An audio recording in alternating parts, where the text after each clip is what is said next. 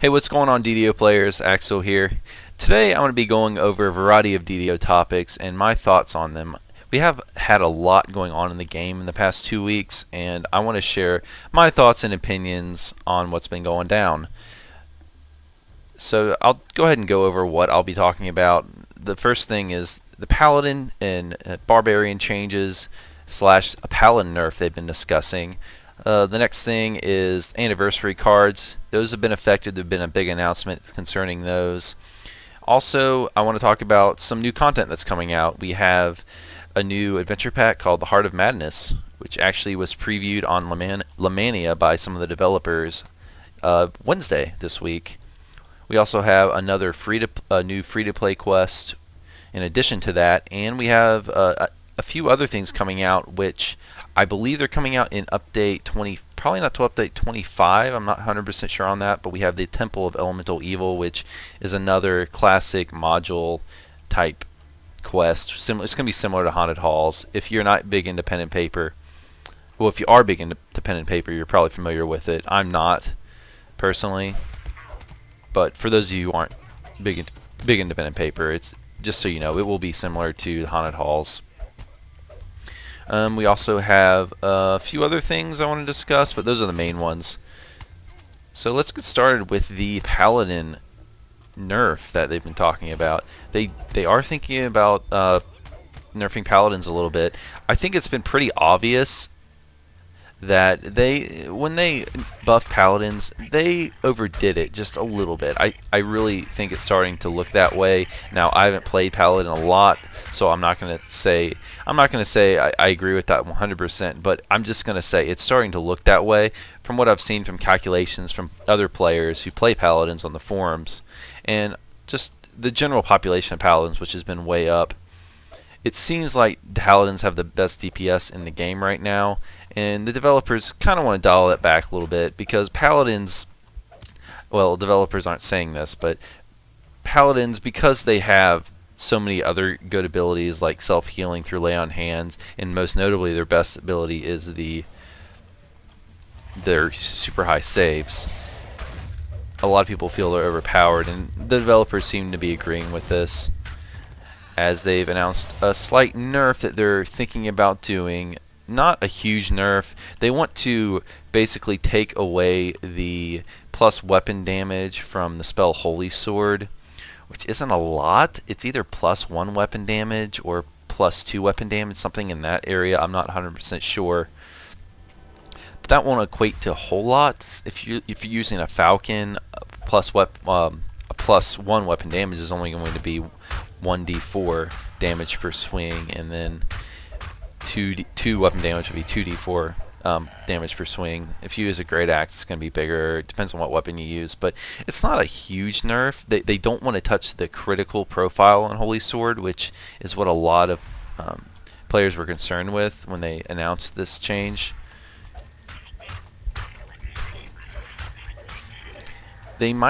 I'm not sure that that's really this minor nerf's really gonna make a difference. I mean, we can see what it does. I mean, I really don't have an opinion on it.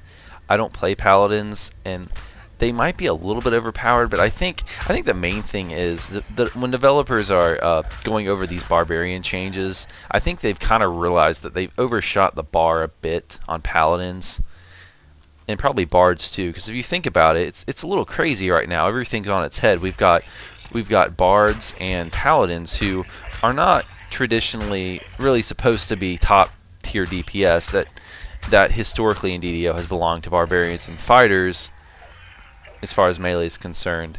And we right now have those two classes leading the game in DPS. It's a bit backwards that Paladins and Bards especially, who are definitely not supposed to be top tier melee DPS. They're supposed to be a jack of all trades class. We have them leading the pack, Swashbuckler and Paladin, really leading the game in melee DPS. So I think when they're looking at their class changes, they're kind of coming to the realization that they might have shot a little too high with Paladin, and I think I would agree there.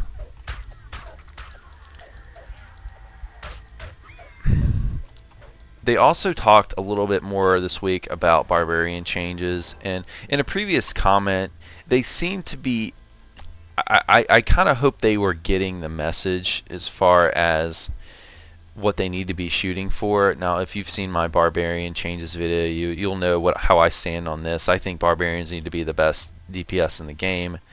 Developers, though, don't agree with me.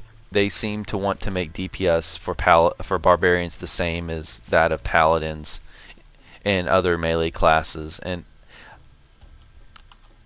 as I've said before in the other video, it's very frustrating to me because it seems so obvious to me that Barbarians need to be #1 DPS in order to be viable.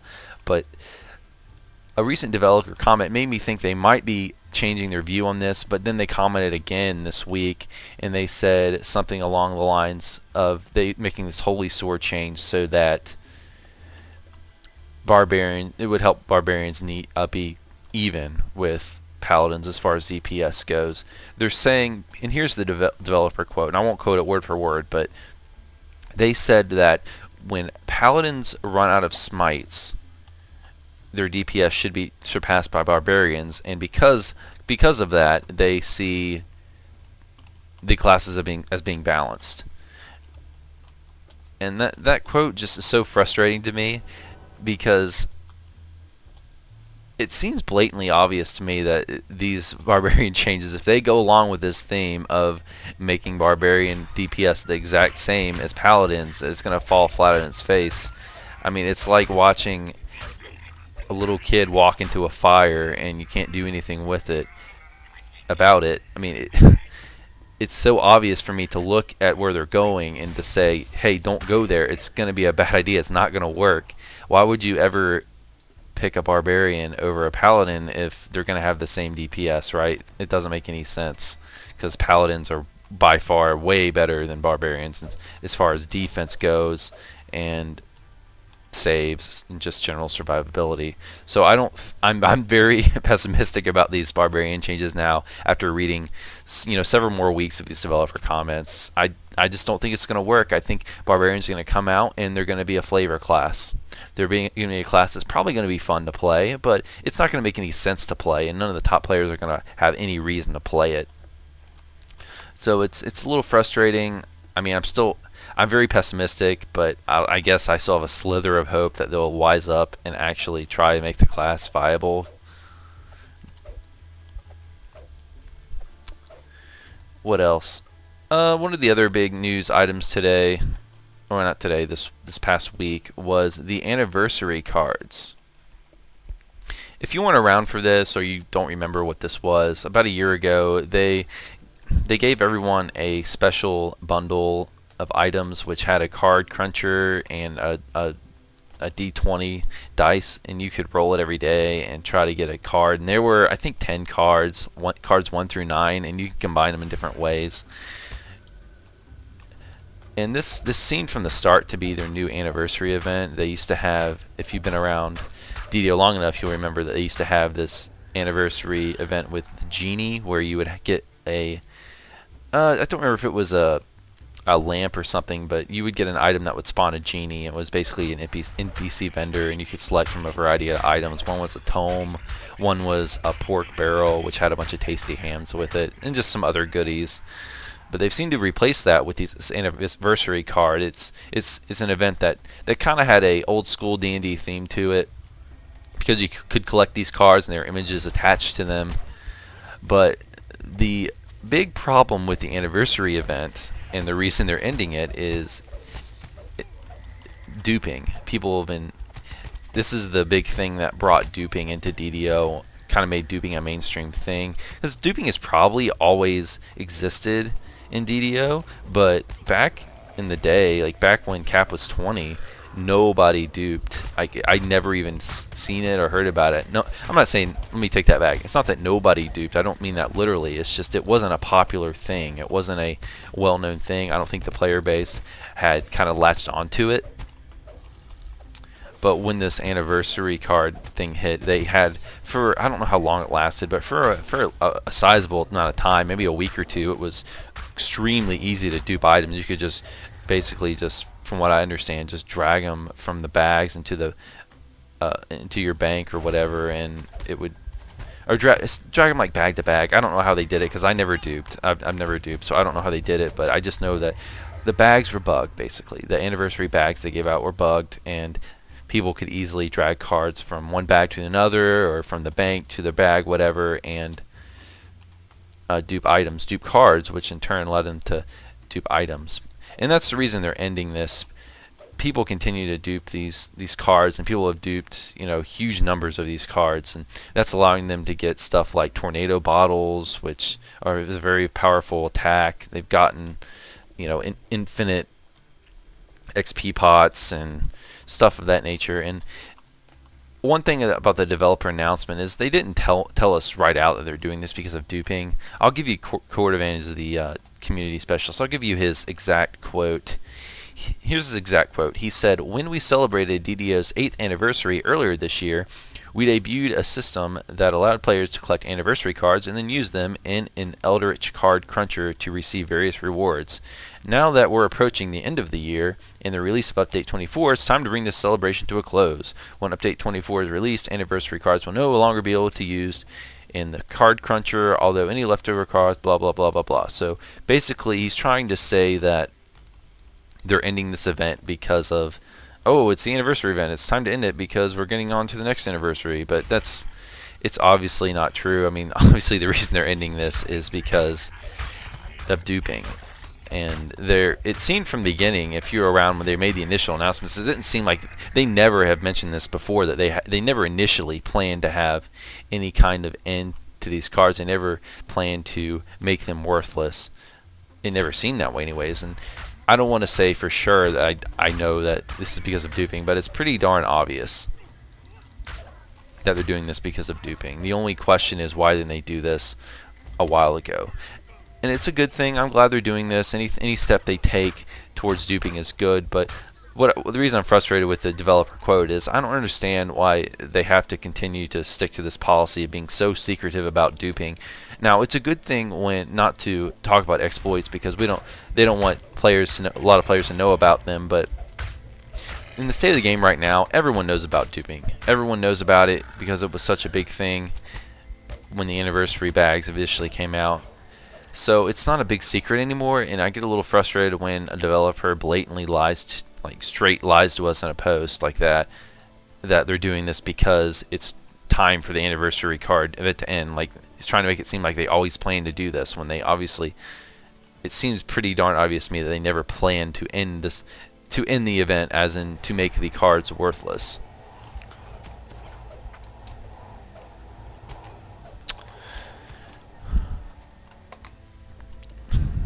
They should have done this a lot sooner though. And I really doubt we'll see the anniversary cards back. If they do bring it back, it's going to be in some form without bags, and I bet the rewards are going to be limited somehow. Oh no, oh man, I got blown off the mountain. Kind of a pretty view though. This is definitely one of the prettiest adventure areas in the game. I don't even know where my featherfall item is. No! I don't even recall which. I don't have a normal featherfall item on. One of the defaults I'm wearing has featherfall on. I don't even know which one it is, but that sucks. I just got blown like all the way back to the beginning. Okay, anyways, back on topic. We'll probably see the anniversary. I don't think we'll see the anniversary cards again, and if we do, it's going to be very different. Probably with lesser rewards. So let's get on. I'll get on to the next topic. The new adventure pack called the Heart of Madness, which is going back to the Zoriat storyline, which if you don't know what that is, that's basically the storyline that's in the 12 and the Harbinger of Madness type storyline, which with the Taken and the Beholders and those type monsters. So in these new in Delirium in particular, there's going to be another Delirium quest that's coming out in this pack. But it's I believe it's a 4-quest pack. There's no raid or anything, which is disappointing. But it's something.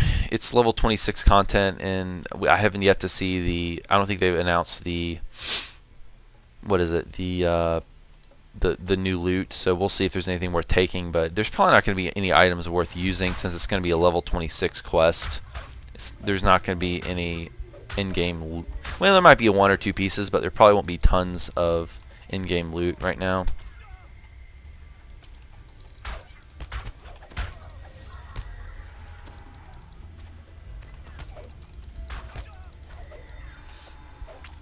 But you know, at least it's new content. It'll give me something new to play when I get back up to epics.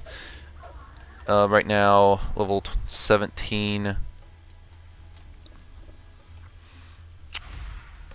So I'm getting there, getting back up there. Take a little while. I'm not the fastest person to level back up to cap, but I'll get there eventually.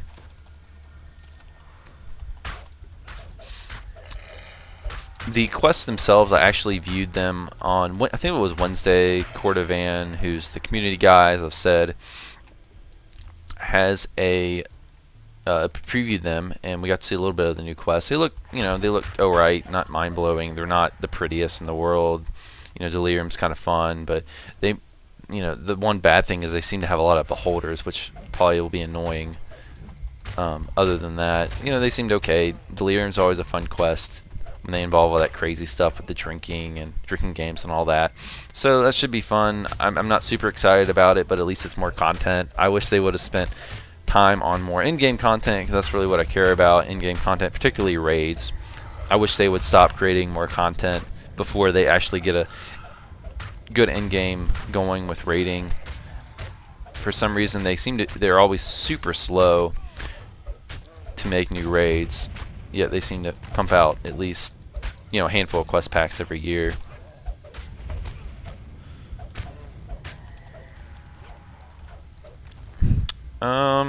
We also, in addition, we have another new quest pack.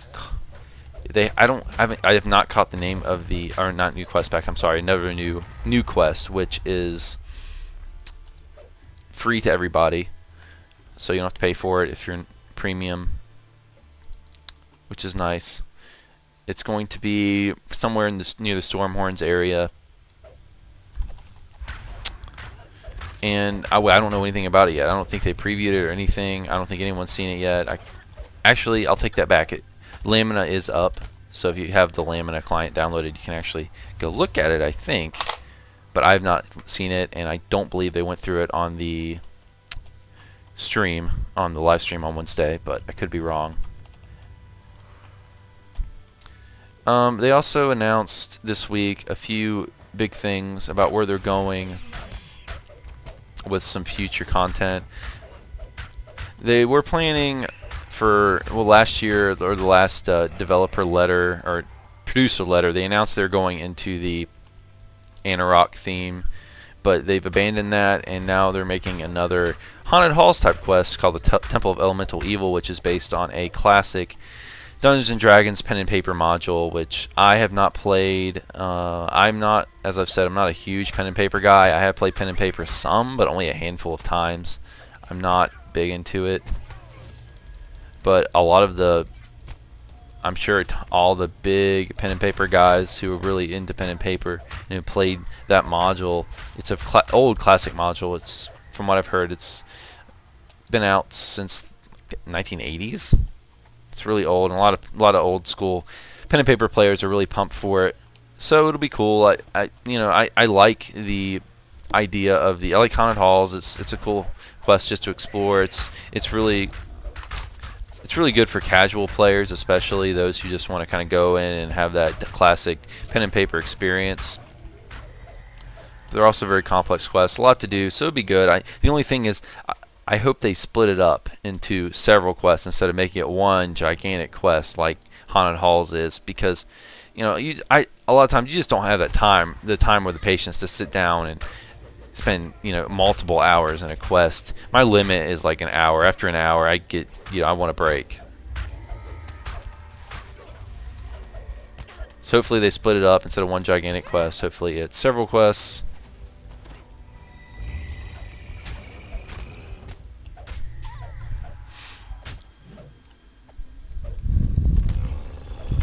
I guess overall thoughts about update 24 and 25. They're okay. They don't excite me that much. what I really want to see is, as I've said, more in-game content, more in-game raids. I want them to fix some of the big problems with DDO, with lag and duping, and they are taking some steps with duping, but I want to see more in-game content. I want to see them address the big issues, and they're not really doing that. I mean, they are some, but their main focus, they're spending a lot of time on new content and things instead of fixing what's the problems we already have.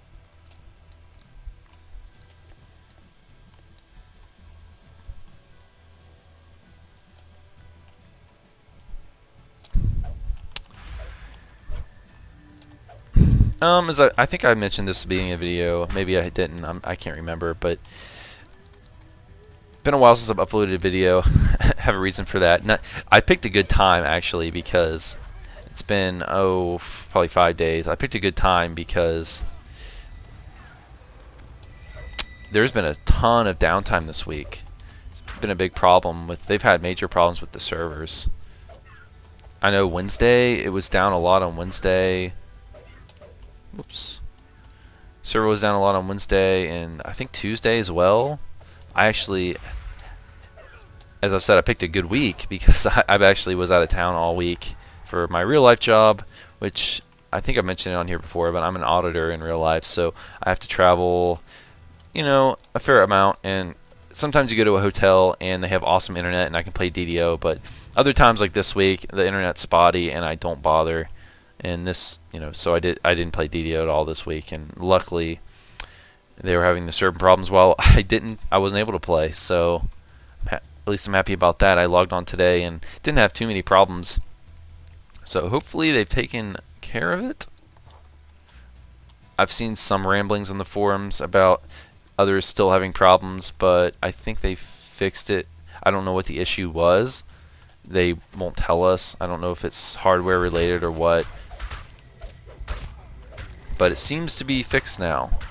Crossing my fingers that the game doesn't go down this weekend, because I'd like to get some time in this weekend apart from some other gaming I'm going to do. DDO is my main game, but I do like playing other console games occasionally. The new Smash Brothers came out today for Wii U, and I'm definitely going to be losing some DDO time to that, but don't worry, for those of you who like watching these videos, I will keep uploading, and I want to get back to my regular upload schedule. This week was a little bit of a fluke week. My goal, as I've said, is two videos a week, but I want to do a video every 3 days. So every third day you should be, if you're someone who watches this and you're looking for new videos, you might want to check back every third day, every 3 days. That's my plan. I don't like going more than 3 days without a video. It makes me feel like I'm abandoning the channel a little bit, and that's why I felt a little uncomfortable this week. I think it's been 5 days since I've uploaded a video. So I am dedicated to the channel. I'm really enjoying doing this, and for you all that are watching, I really appreciate it. And please, I've had some comments this week about what people want to see, you know, what they're enjoying, and I'd really encourage you all to comment below and let me know which of my videos you like the most, which you want to see more of. So far, the main goal of the channel is really just to be a bit of a talk show about DDO, a DDO talk show. I just want to talk. I'm not claiming to be an expert. I'm not claiming to be the best player. This channel is not about, while I do enjoy challenging myself by soloing, you know, epic elite content and elite content, this channel by no means is a show-off channel or a channel where I want to show how awesome I am. If you want to see that, there are plenty of other channels with people playing much better builds than what I have.